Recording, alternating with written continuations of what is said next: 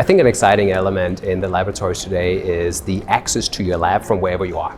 So the technology really allows lab managers across the globe even to share data, look at data, they can monitor the labs. So one of the things that we've been looking extensively into is how do we best possible help our customers by looking at their lab efficiencies, the status of the labs.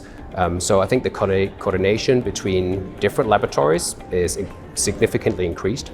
I also think the preventive maintenance, predictive maintenance even, where we can really come in and support our customers by saying, look, you need to focus on this part of your laboratory because really soon you're going to be down. So I think there's tremendous opportunity for increased efficiency, uptime, and actually just making the laboratory experience for the people in the lab that much higher.